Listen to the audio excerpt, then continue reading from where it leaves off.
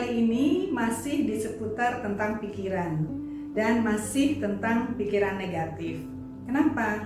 Karena pikiran negatif itu bukan sesuatu yang tidak penting, karena dia bisa mengganggu hari-hari kita, bisa mengganggu mood kita, bisa memperburuk kinerja kita, bahkan bisa meruntuhkan sebuah hubungan. Nah, pikiran-pikiran itu diantaranya ada mungkin pikiran ketakutan, pikiran kecemasan yang berlebihan, atau ada pikiran yang judulnya buruk sangka. Nah, kali ini yuk kita belajar berikhtiar untuk berdialog dengan pikiran negatif. Teman-teman, salah satu di antara pikiran negatif itu adalah pikiran tentang kekhawatiran ya, kekhawatiran atau kecemasan yang berlebihan. Misal ketakutan atau kecemasan untuk melewati rel kereta api. Tentu banyak di antara kita yang juga mengalami hal seperti itu ya. Jadi seperti rel fobia. Saya juga pernah dulu ngalamin seperti itu, tapi sekarang udah enggak. Nah, pertanyaan kita tentunya dalam dialog dengan diri sendiri adalah kenapa kita takut untuk lewat jalan itu? Atau apa yang kita takutkan? Kalau apa yang kita takutkan jelas takut lewat rel kereta api. Yang kedua, kenapa kita takut? Karena saya takut ketabrak gitu ya, karena banyak kejadian seperti itu. Yang ketiga, dialognya mungkin isinya adalah apakah hal itu bisa kita kelola ya? Apakah kita bisa mengelola agar bisa melewati rel dengan aman? Yang keempat, nah kita mulai apa yang bisa kita siapkan dalam pengelolaan itu. Mungkin kita lebih punya banyak informasi tentang kereta api dan lintasan kereta api, kemudian informasi bagaimana kita berhitung gitu ya, memperhitungkan misalnya kita tidak lewat meskipun pintu belum ditutup, pintu masih belum ditutup, masih hanya ada suara-suara peringatan aja. Kita hati-hati, kita berhitung tidak melewati ketika baru ada hanya peringatan awal. Kemudian kita kelola dengan ketenangan ya, kita kelola dengan ketenangan, kita tidak gugup, biasa aja, santai ya. Kemudian satu lagi tentunya adalah kepasrahan ya. Itu salah satu dari kecemasan yang luar biasa yang jadi pikiran negatif. Sama juga dengan mungkin naik pesawat terbang ya. Jadi kita bisa berdialog tentang bagaimana mengelola hal itu gitu ya, untuk mengurangi pikiran negatif tentang naik pesawat atau lewat rel kereta api. Sekarang kita obrolkan tentang pikiran negatif yang berikut. Adalah biasanya kalau kita ketemu dengan orang lain dan orang itu bercerita tentang sesuatu yang mungkin di mata kita atau dirasa kita itu seperti menyombongkan sesuatu. Kita mungkin harus hati-hati terhadap hal ini. Misalnya ada seorang ibu atau bapak yang bercerita dengan senang, dengan bangga, ya, dengan penuh syukur bahwa anaknya keterima di Harvard misalnya, Harvard University. Atau ketika Anda ditawari, monggo kalau pas di kota Solo misalnya, monggo nginep di rumah kami gitu ya. Itu suatu hal yang bagus dari orang tersebut ya. Tapi mungkin kita bisa menangkapnya dengan negatif.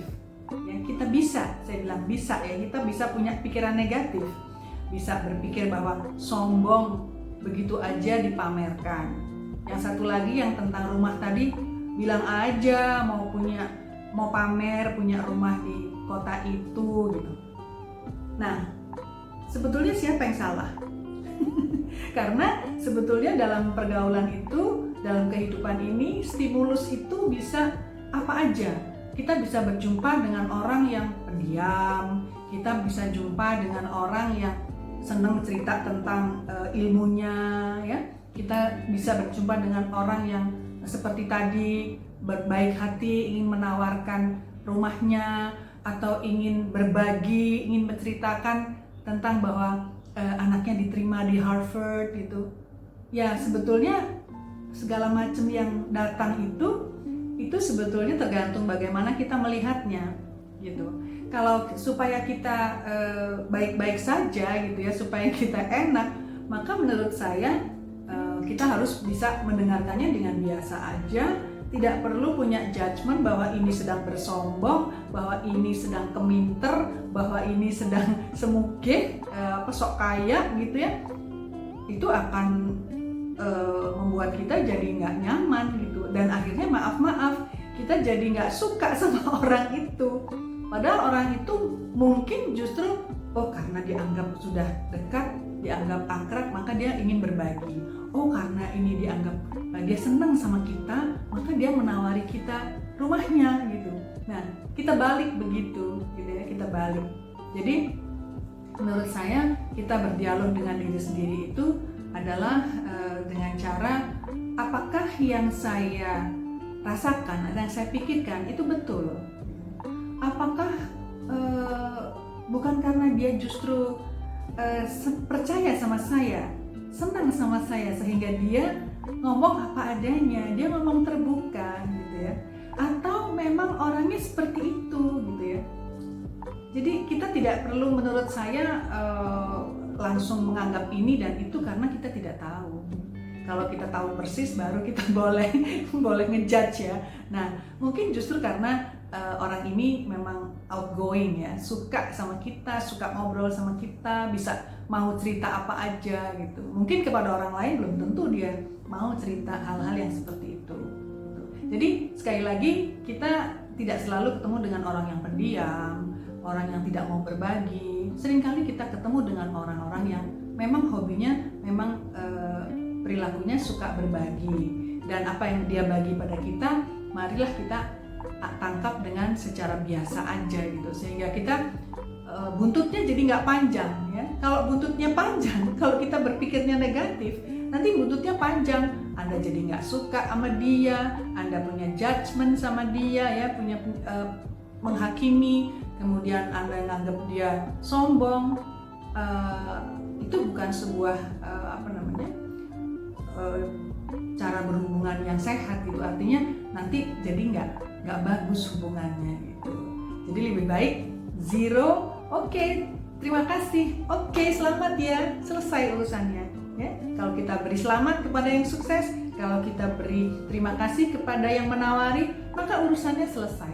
Nggak ada lagi buntut-buntut yang nggak enak buat kita sendiri, diri kita, dan hubungan kita dengan siapapun. Nah, pikiran berikut adalah bisa juga pikiran negatif yang datang karena kegelapan. Misalnya kita harus ngambil sesuatu di dapur sementara dapurnya gelap misalnya gitu ya. Atau kita harus tiba-tiba mengalami mati lampu di rumah misalnya gitu. Nah, satu, kita berdialog dengan diri sendiri, apa yang saya takutkan? Saya takut gelap. Kenapa takut gelap? Takut ada orang. Terus kenapa kalau ada orang? Ya takut nanti dia jahat. Oke, apalagi yang ditakutkan? Takut setan gitu ya, misalnya takut hantu. Banyak kan yang begitu ya, karena memang gelap itu kita tidak bisa melihat apa-apa ya. Dalam gelap kita betul-betul secara vision ya, secara penglihatan itu nggak bisa lihat apa-apa. Jadi bisa jadi kita punya pikiran negatif, aduh ntar saya diserang, atau ntar saya digigit binatang ya gitu. Nah, pertanyaan kita berikut terhadap diri sendiri adalah, bisakah ini kita kelola?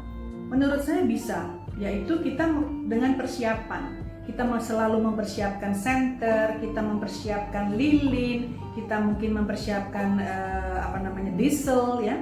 Jadi kalau kita memang tidak mau ada dalam kegelapan yang bikin pikiran kita negatif, padahal pikiran negatif itu melelahkan ya, itu kita harus punya persiapan yang cerdas ya. Selalu ada lilin, selalu ada peralatan apapun yang membuat kita tidak ada dalam kegelapan, sehingga kita tidak perlu berpikir negatif.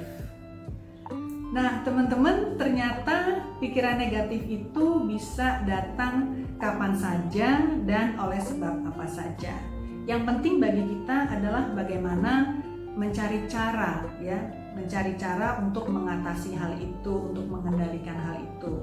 Kita dengan cara mencari info atau cara menyiapkan atau cara kita mengelolanya gitu ya, agar hidup kita menjadi lebih mudah, lebih enak, lebih positif ya, tidak dikendalikan selalu oleh pikiran negatif.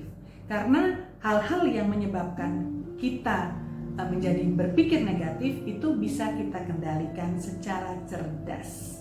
Mudah-mudahan kita semua bisa mengatasi ya apapun yang kita takutkan atau kita khawatirkan atau kita buruk sangkakan, sehingga kita menjadi orang yang lebih nyaman gitu. Lebih nyaman dengan lebih banyak pikiran positif. Oke, terima kasih. Mudah-mudahan ini bermanfaat ya. Mudah-mudahan kita sudah lepas sebanyak mungkin dari pikiran negatif apapun. Terima kasih. Wassalamualaikum warahmatullahi wabarakatuh. Bye.